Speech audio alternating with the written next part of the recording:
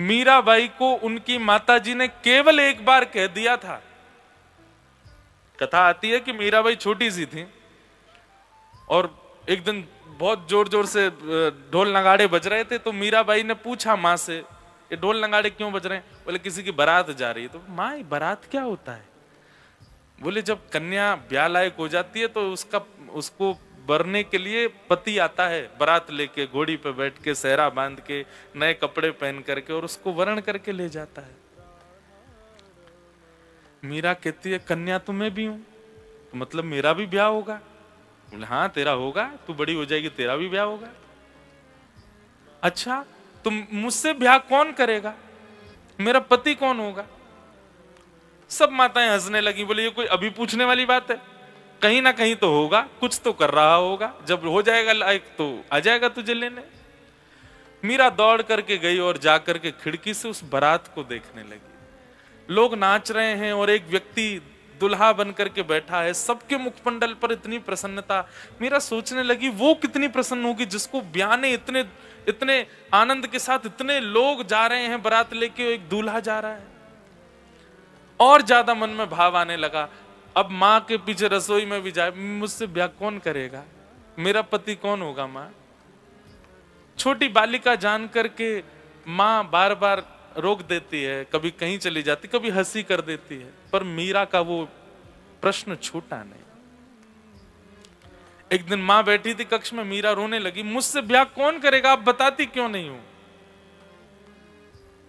तब माँ ने मजाक में बोल दिया, वो बैठे ना दूर मुरली मनोहर गोपाल जी, यही ब्याहेंगे तुझसे, यही आएंगे तुझसे ब्याह करने, जा।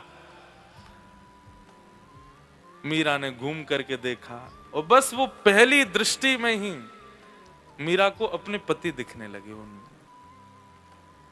छोटी सी मीरा, जैसे बड़ी घर की जो माताएं हैं वो अपने पति के साथ, पति के सामने कैसा व्यवहार करती हैं उनको देखती है मीरा, और फिर कमरे में जाके वैसा व्यवहार उनसे करती है।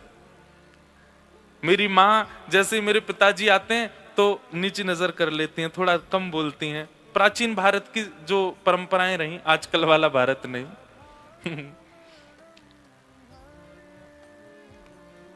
कोई बात नहीं, अच्छा है, परिवर्तन संसार में होता ही रहता, पर हाँ कई चीजें मुझे थोड़ी अटपटी लगती हैं। हो सकता है आप लोगों को मेरी बात ये अच्छी ना लगे, जैसे कोई माता अपने पति का नाम ही बोल देती है ना, जब रमेश, महेश, सुनो ये कर दो, मन में थोड़ा सा पता नहीं क्यों पीड़ा सी हो जाती है उस समय। या पति भी पत्नी का नाम बोले तो भी, आपको पता शास्त्रों में मना है,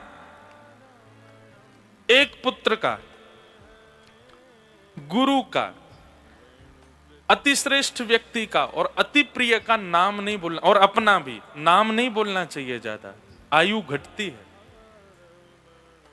इसलिए गुरुजनों का नाम नहीं बोलते हम, परम पूजनीय हैं, महाराज जी हैं, ऐसा वैसा उपाधियां लगाते हैं आगे। अब जैसे हमारे देश के राष्ट्रपति भी हैं, तो कोई सीधे उनका नाम बोल दे तो कितना बवाल हो जाता है सब जगह, क्योंकि यहाँ के लोग उसको रेस्पेक्ट पक्ष में देखते हैं, पर शास्त्रीय पक्ष में भी नहीं बोलना चाहिए। श्रेष्ठ व्यक्ति को उपाधि से ही बुलाना चाहिए, उसका नाम नहीं बोलना चाहिए। दूसरा, पति का या पत्नी का स्पष्ट नाम नहीं बोलना चाहिए। इसलिए हमारी पूर्वज लोग, हमारे जो माताजी पिताजी, ये सब लोग पिताजी माँ को या तो उसके बेटे की माँ के नाम से बोलेंगे, ए भाई चंदू की माँ सुनो ऐसा करो, या माँ जो है सुनो करुणा के पिताजी ऐसा कर दो, ऐसा ऐसा करके बोलते थे। स्पष्ट नाम कभी कभी बात अलग है, पर स्पष्ट हमेशा नहीं बोलते थे। उसके पीछे कारण है कि स्वच्छंद नाम में दोष आ जाता है। अपना नाम भी बार बार नहीं बोलना चाहिए, जैसे इंद्रेश ये करेगा, इंद्रेश नहीं बोलता कोई भी, अपना नाम भी नहीं बोलना चाहिए, उसमें अभिमान मान झलकता है और उससे भी आयु घटती है। और एक पुत्र या एक पुत्री घर में है, उसका भी स्पष्ट नाम नहीं बोलना चाहिए, उसको भी फिर निकनेम की परंपरा भी वहीं से ही प्रारंभ हुई है। हमारे ये शास्त्रीय बात है। पर हाँ, निकनेम ये सब नहीं होते थे जो आज रखे जाते हैं, निकनेम भी अच्छे वाले होते थे।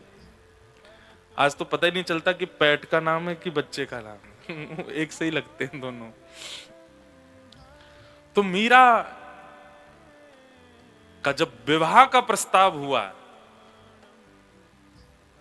मेवाड़ के राजा के साथ, तब मीरा अपनी माँ से कहती है कि आप मेरा ब्याह कैसे कर सकती हो किसी और के साथ, आपने तो बताया था कि मेरे बीन तो ये हैं।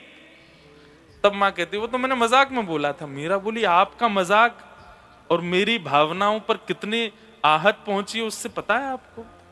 मैंने हमेशा उन्हीं को अपना वर माना है, आप कैसे कह सकती हैं कि मेरा ब्याह किसी और से होगा?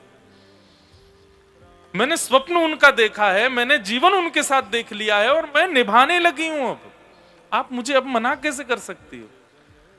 सब लोग पागल समझने लगे मीरा को, पर वो संबंध बन चुका था। मीराबाई ने अपनी लोक लाज मर्यादा की रेस्पेक्ट के लिए केवल अपने माता पिता की नाक ना कटे इसलिए शादी के लिए हाँ बोल दिया। लेकिन अपने ठाकुर जी से कहती है मैं शरीर से रह लूंगी किसी और के साथ, पर मेरी आत्मा आपकी है।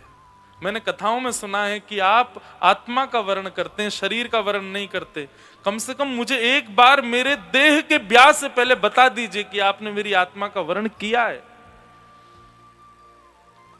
और ब्याह से ठीक एक रात पहले मीराबाई के स्वप्न में ठाकुर जी दुल्हा बन करके आए और ब्याह हुआ मीराबाई का स्वप्न में, 7 फेरे हुए। आप लोग कहेंगे वो तो स्वप्न था, स्वप्न मिथ्या होता है।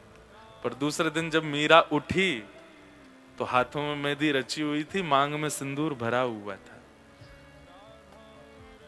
शादी का जोड़ा जो मीरा को पहनना था वो अभी अलमारी में रखा है, उससे भी ज्यादा नगों से जड़ा हुआ एक जोड़ा पहन रखा है ऑलरेडी मीरा ने। मां जब सुबह उठाने आई मीरा को देख करके घबरा गई। मांग में सिंदूर, हाथों में मेहंदी, नया जोड़ा शादी का, जाने कहां से, ये तो हमारे परिवार में ही किसी के पास नहीं है, ये कहां से ले आई? आकर के मीरा को उठाया। उठते ही मीरा हंसने लगी और रोने लगी। कहां गई थी, ये क्या करके बैठी है तू? तब मीरा कहती है माई सपना नू वरना दीनानाथ। मां मेरा ब्याह हो गया और जिनको आपने मेरा प्रियतम बताया तो उन्हीं से हुआ। अरे पागल तू झूठ बोलती, क्या स्वप्न देखा है तेने? बोले स्वप्न देखा तो फिर ये कहां से रच गई? स्वप्न देखा तो आपके पूरे कुल खानदान में ऐसा जोड़ा नहीं बनवा सकता मेरा कोई, कहां से आया? किसी ने देखा तेरा ब्याह होते हुए? बोले आप तो 2-4 हजार लोगों को बुला लोगी, 56 करोड़ बराती आए थे, 56 कोटा जना पधारा दुल्हो श्री ब्रजनाथ।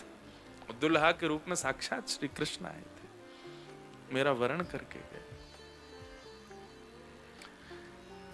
अब मेरे देह को आप चाहे जहां भेज दो, मेरा चित्त, मेरा हृदय, मेरी आत्मा स्वीकार हो चुकी है। अब मुझे देह की परवाह नहीं। मां निला दिया मीरा की सारी मेहंदियों को, उसके पैर पीले हो चुके थे, हाथ पीले हो गए थे, मांग में सिंदूर सब धोया, घर के लोगों ने निलाया। मीरा हंस रही है, बोले अब मुझे चिंता नहीं, देह को चाहे आप जैसे करो। और ब्याह करके मीरा गई। पति को पहले ही बोल दिया था कि जो एक पत्नी का धर्म होता है मैं निभा नहीं पाऊंगी, आप क्षमा करें।